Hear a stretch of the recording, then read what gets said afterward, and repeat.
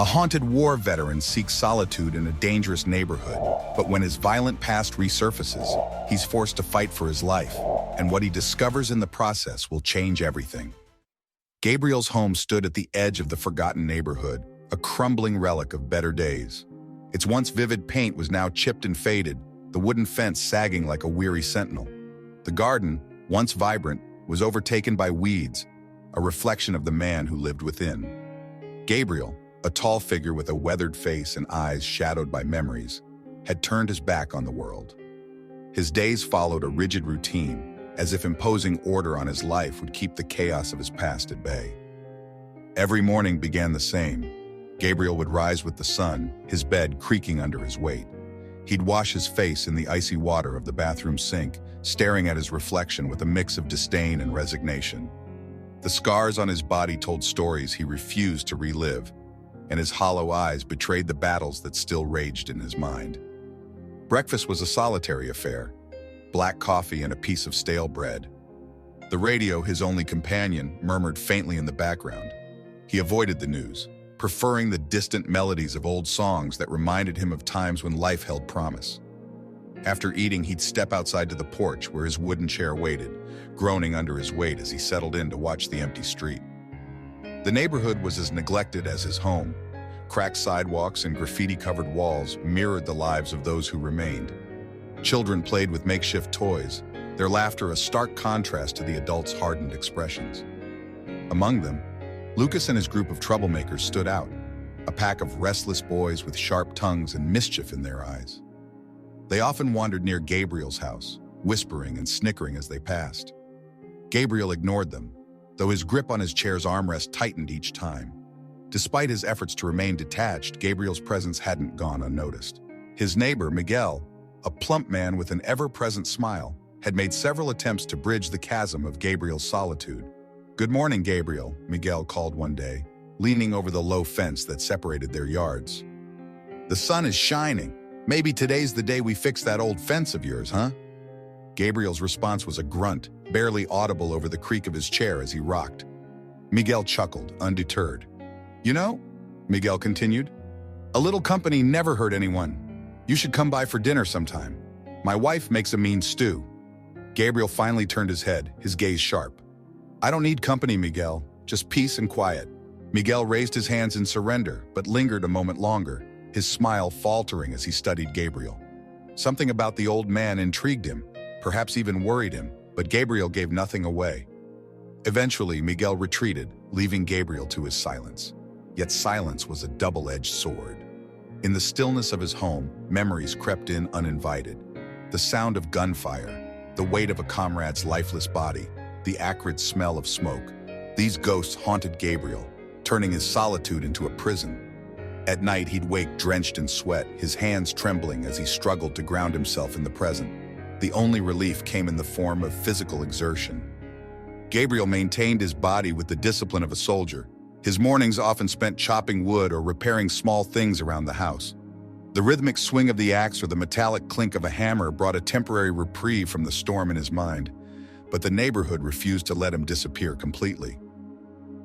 One afternoon, as Gabriel returned from the local market, Lucas and his gang loitered near his gate.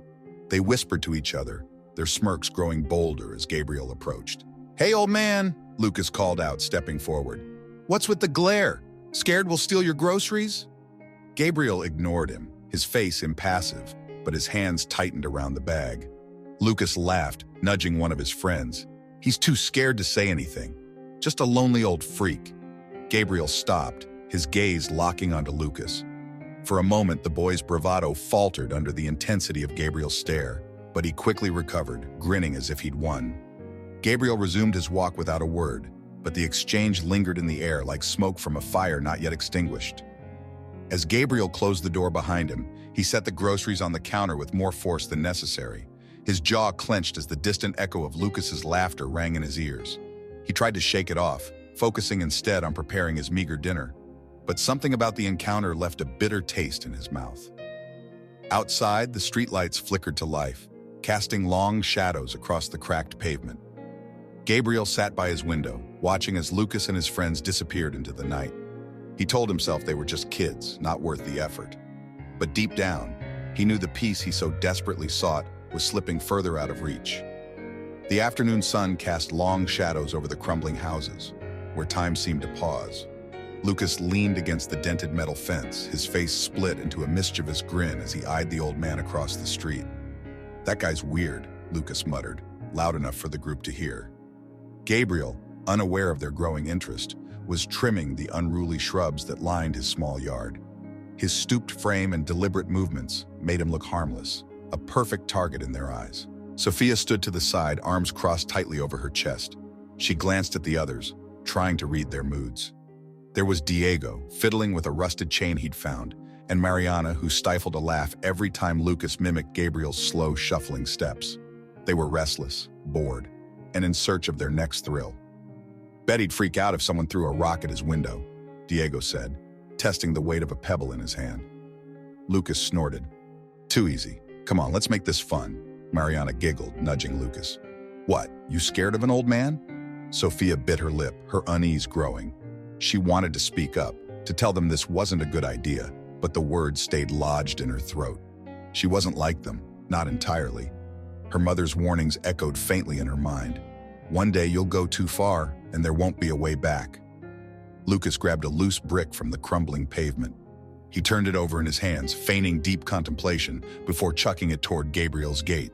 The sharp clang shattered the peaceful air. Gabriel straightened, his back stiffening as he turned to face the street. His weathered face remained unreadable, but his piercing gaze swept over the teenagers like a silent warning. For a moment, Sophia thought he might come over, but he only bent down to pick up the brick, placing it calmly beside the gate before resuming his yard work. "See? He's scared," Lucas said, emboldened by the lack of reaction. "Let's see what else we can do." Diego and Mariana laughed, egging him on while Sophia hesitated.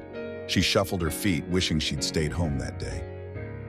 "Maybe we should leave him alone," she said quietly, her voice almost drowned out by their taunts. Lucas turned to her, his grin fading slightly. "What's the matter, Sophia? You getting soft?" "No, it's just..." She paused, searching for an excuse. "He didn't even react. What's the point?" "The point," Lucas said, his tone mocking, "is that it's fun. You should try it sometime." Before she could reply, Lucas gestured to Diego, who quickly climbed over the fence and knocked over a potted plant near the porch. The ceramic shattered against the concrete, scattering shards across the yard. Gabriel stopped again, this time standing completely still, as if calculating his next move.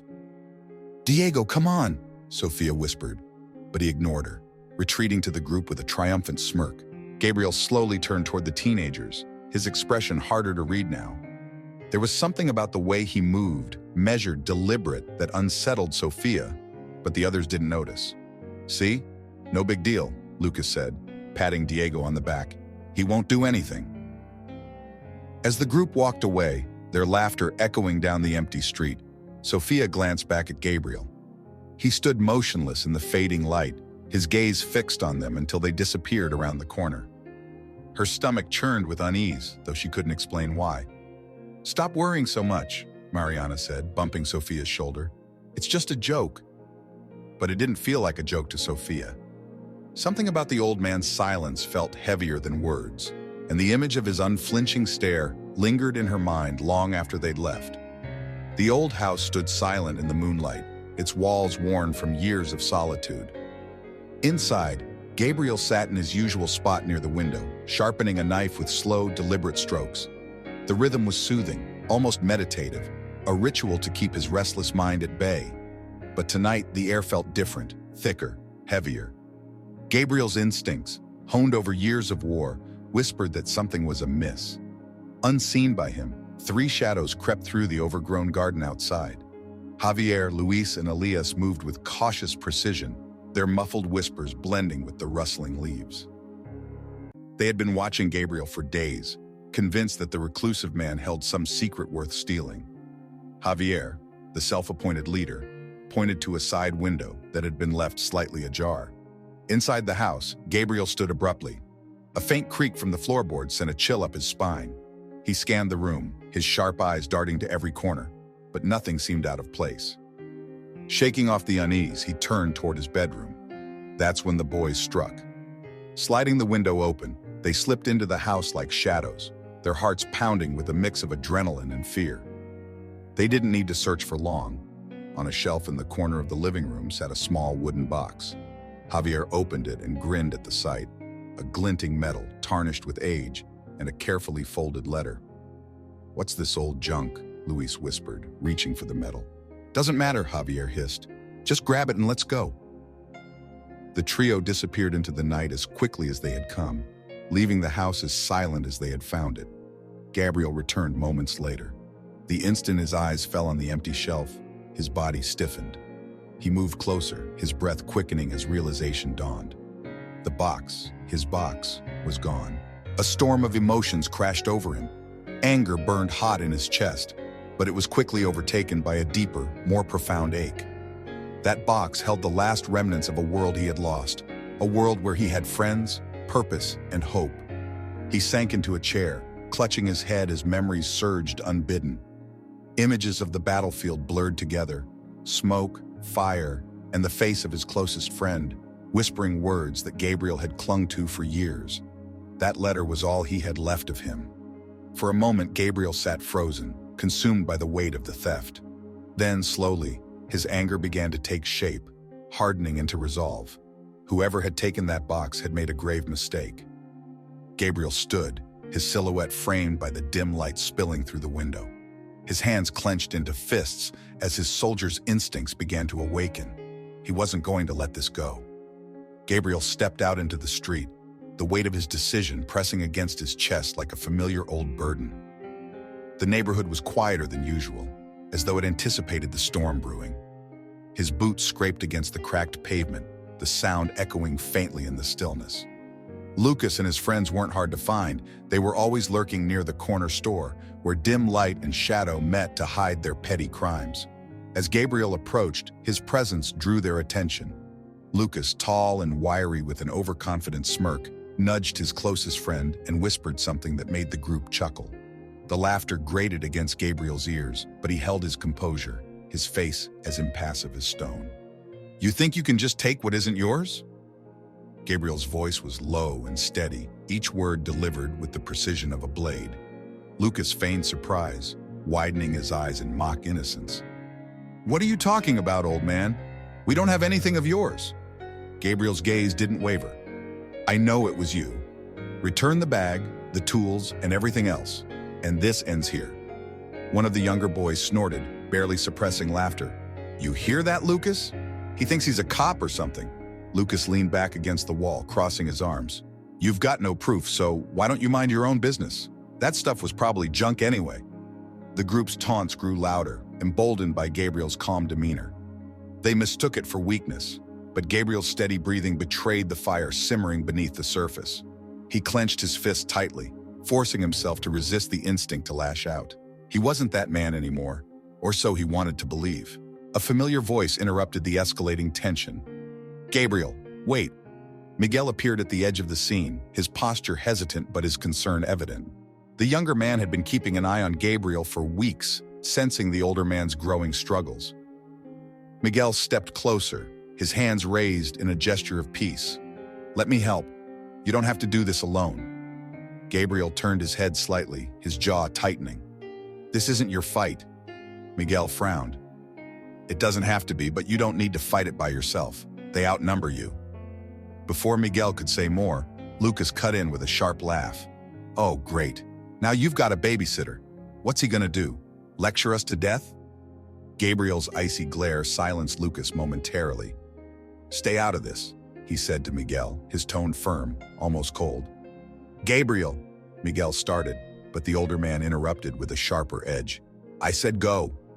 Miguel hesitated, his gaze shifting between Gabriel and the boys. He saw the resolve in Gabriel's eyes, the unyielding pride that refused to accept support, and reluctantly stepped back. "Fine," Miguel muttered, his voice tight with frustration. "But don't let them push you into something you'll regret." The group seized the opportunity to mock both men, their jeers bouncing off the walls. Lucas stepped forward, his smirk widening.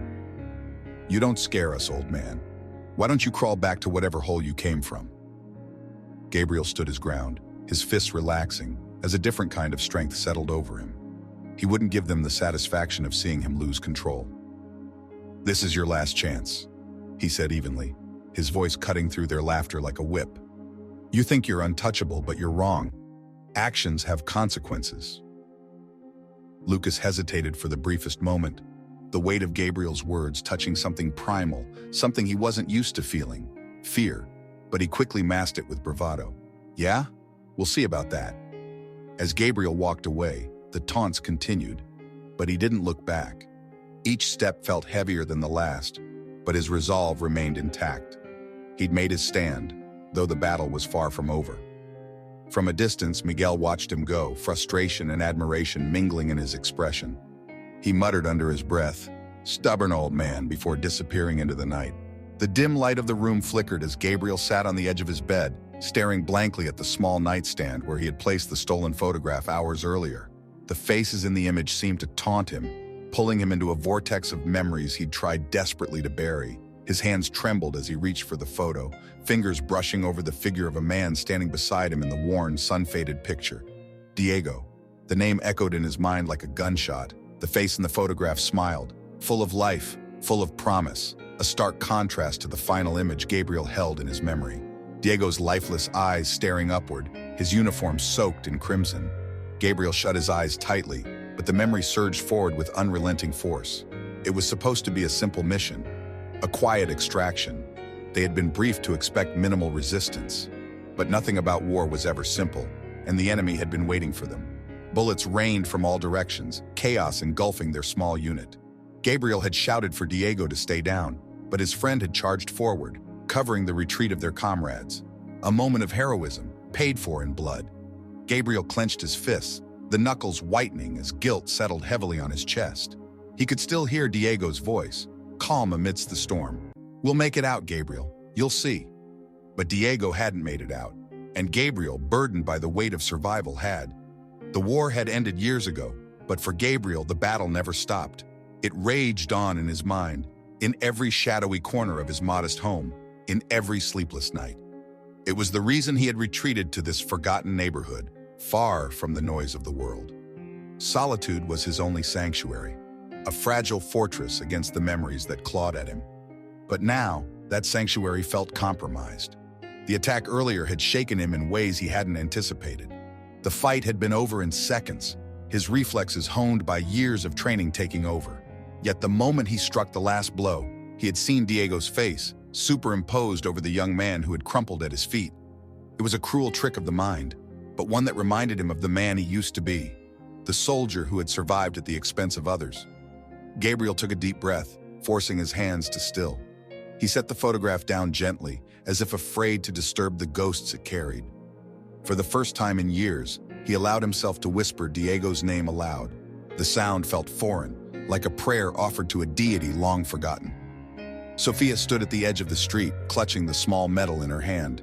She had spent days observing her friends' reckless antics, their taunts, and the way they spoke about Gabriel like he was less than human. The weight of their cruelty had become unbearable, and the sight of the medal, a symbol of something important he'd lost, gnawed at her conscience. Tonight, she decided she would put things right. The building Gabriel lived in was as quiet as she expected at this hour. The dim light flickered above the entrance, and the distant hum of the city was the only sound accompanying her nervous footsteps. She climbed the stairs cautiously, her hand tightening around the medal. Her plan was simple: slip the medal under his door and leave before anyone noticed. But when she reached his apartment, the door was slightly ajar. Sophia hesitated, her breath catching in her throat. She could hear soft murmurs from inside, and curiosity pulled her closer. Peeking through the gap, she saw Gabriel seated on an old chair, his gaze fixed on the wall in front of him. He was speaking, but there was no one else in the room. She realized with a pang of guilt that he was talking to himself, or perhaps to memories she couldn't see. Before she could retreat, the floor creaked under her foot. Gabriel's head snapped toward the door, his sharp eyes locking onto hers. For a moment, neither of them moved. Then, gathering her courage, Sophia pushed the door open just enough to step inside. "I'm sorry," she began, her voice trembling. I came to return this." She held out the medal, her palm open, offering it like a fragile peace treaty. Gabriel's expression softened as he saw the object in her hand. He reached for it, his fingers brushing hers briefly. "Where did you get this?" he asked, his tone cautious but not unkind. Sophia explained in halting words, avoiding names but admitting her complicity in the group's actions. She felt the need to justify herself but stopped when she noticed the way Gabriel looked at the metal, his thumb tracing its worn edges. It was clear this small item held a deep significance.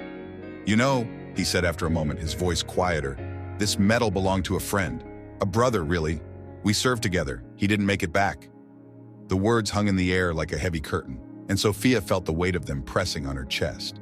She didn't know what to say, so she didn't speak. Instead, she sat down on the floor a few feet away, silently inviting Gabriel to continue if he wished. To her surprise, he did. He spoke in fragmented sentences about the war, about decisions he regretted and faces he couldn't forget. He didn't share everything, but it was enough for Sophia to see that his scars ran deeper than his skin. When he finally fell silent, she looked at him, her eyes searching for something.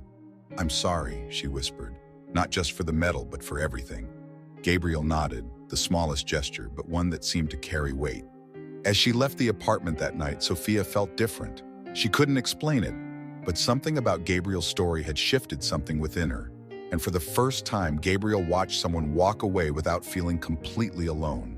The moon cast a pale glow over the empty street as Gabriel sat in the dim light of his living room.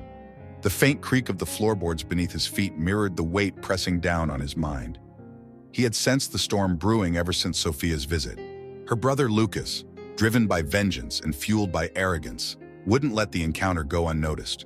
Gabriel clenched his fists, the scars on his knuckles ghostly reminders of wars both external and internal. Tonight, he had the eerie feeling that battle would come to him. It started with a faint noise, a shuffle outside, too deliberate to be the wind. Gabriel rose, his instincts taking over. Moving silently, he grabbed the knife he kept under the table. The house creaked with age, its narrow walls a blessing and a curse. Shadows danced through the cracks of the boarded-up windows. He positioned himself by the doorway, controlling his breathing. The first strike was brutal. The front door exploded inward, wood splintering like gunfire. Lucas stormed in with 2 men, their faces masked, their movements reckless. Gabriel didn't hesitate. He lunged forward, his knife catching the nearest attacker's arm. A howl of pain echoed through the room. Another swung a crowbar, missing Gabriel by inches as he ducked and retaliated, driving his shoulder into the man's gut. Lucas's voice boomed above the chaos. "Take him down! He's just an old man!" But Gabriel wasn't just an old man. He was a soldier, and the house was now his battlefield. He maneuvered with precision, every step calculated. Grabbing a chair, he smashed it against Lucas's arm, disarming him. Pain and fury twisted the younger man's face as he scrambled for another weapon. The fight spilled into the hallway.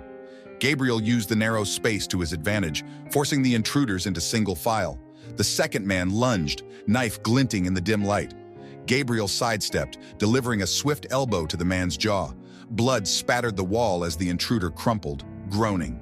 But Gabriel wasn't unscathed. A sudden sharp pain shot through his side. Lucas had caught him with a jagged piece of wood.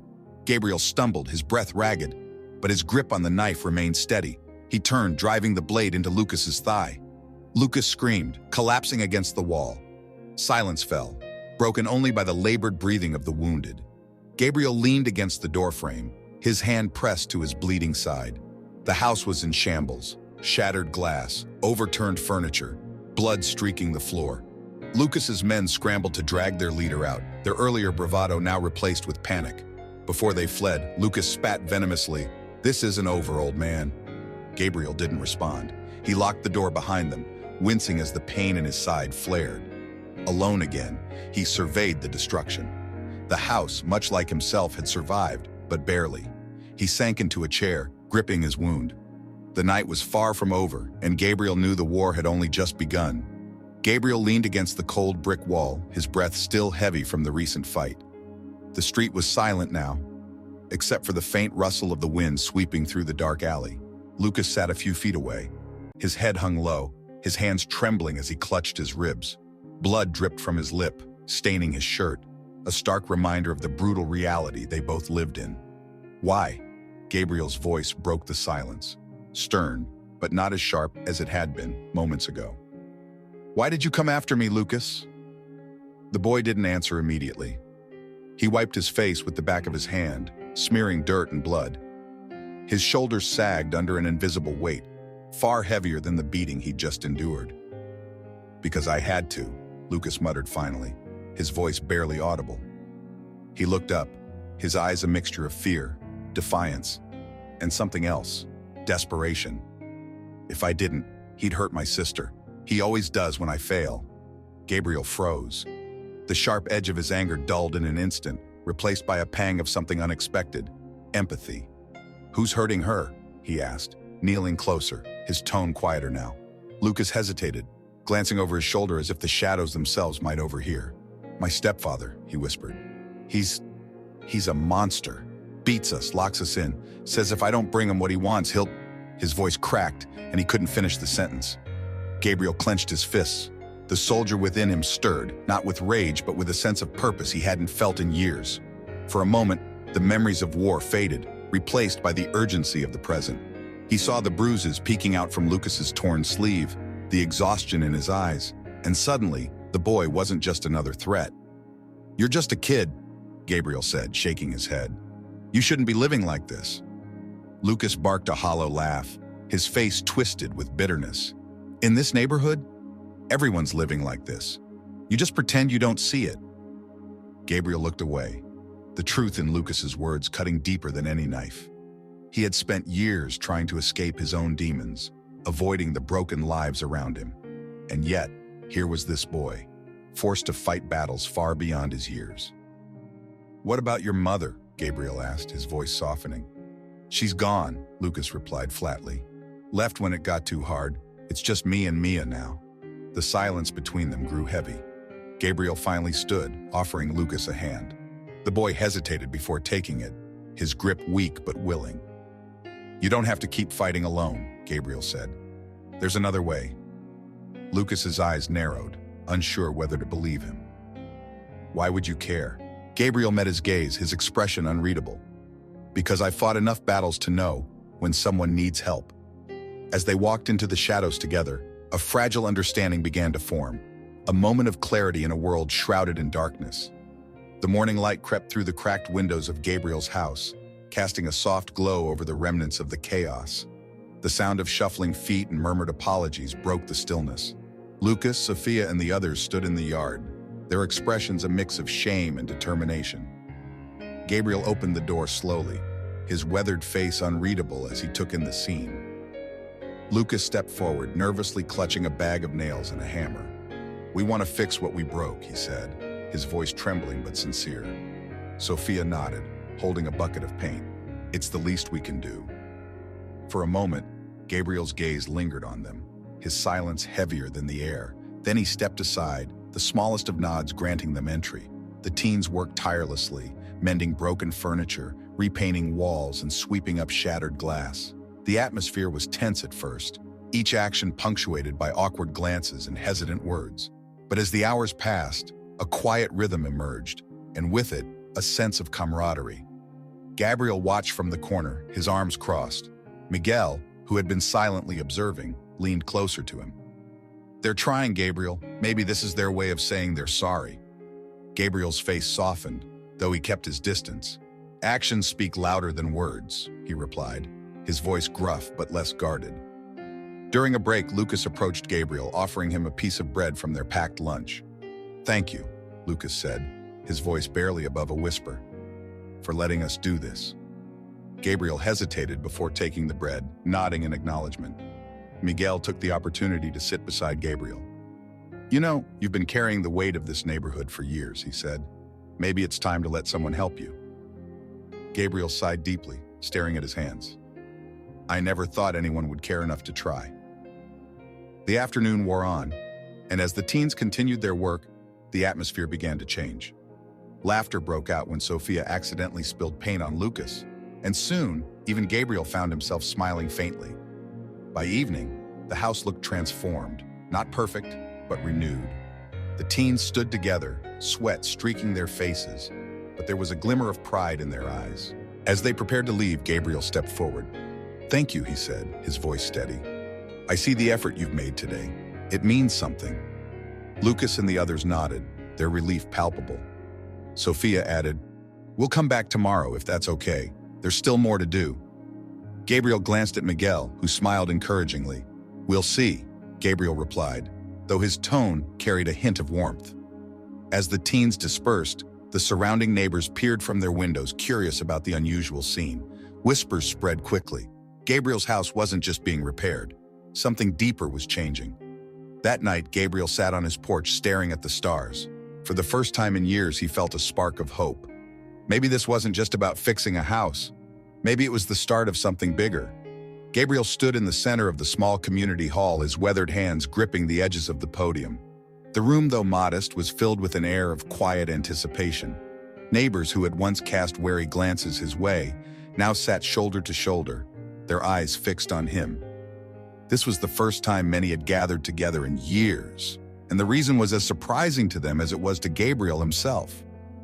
"I never thought I'd be here," Gabriel began, his deep voice carrying the weight of a man who had seen both the worst and best of humanity. "But life has a way of pushing us toward things we didn't plan."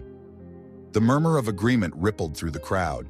Gabriel took a breath, steadying himself. For decades, he had carried the scars of war like a shield, keeping people at bay. Today, that shield was coming down. "When I came to this neighborhood, I was running from my past, from myself," he admitted. "I thought I could disappear. But some wounds don't fade just because you hide." He looked out over the faces in the crowd. Lucas, the young man he had once feared, would follow a path of destruction, now sitting with his arm around his sister, Sophia. Both of them had changed, their youthful defiance replaced by a quiet strength. They had survived their trials, much like Gabriel had, and emerged with a resolve that inspired him. "My time in the war taught me survival," Gabriel continued, his voice softening. "But it's here, with all of you, that I've learned how to live." He shared stories of his past, of battles fought and comrades lost, of guilt and regret that had weighed him down for years. But he also spoke of hope, of finding purpose in the cracks of his broken life. His words were met with nods, tears, and an occasional murmur of encouragement. As the gathering ended, Gabriel felt a shift within himself. For the first time in years, he was not defined by his past, but enriched by it. Watching Lucas and Sophia, he realized his next mission was clear. He would inspire others to grow, to heal, and to face their struggles head-on. He had found peace not in solitude, but in connection. The story of Gabriel teaches us that peace isn't the absence of struggle, but the courage to confront it head-on. It's a powerful reminder that sometimes the battles we fight within ourselves are the ones that define who we truly are. If you were in Gabriel's place, would you have the strength to face your past and inspire others? Or would you choose to walk away? Click on the video on your screen to continue this journey of self-discovery and explore how facing our inner battles can lead to a brighter future. Don't forget to subscribe to our channel for more inspiring stories like this one. Together, let's keep learning, growing, and finding the courage to take the next step. See you in the next video.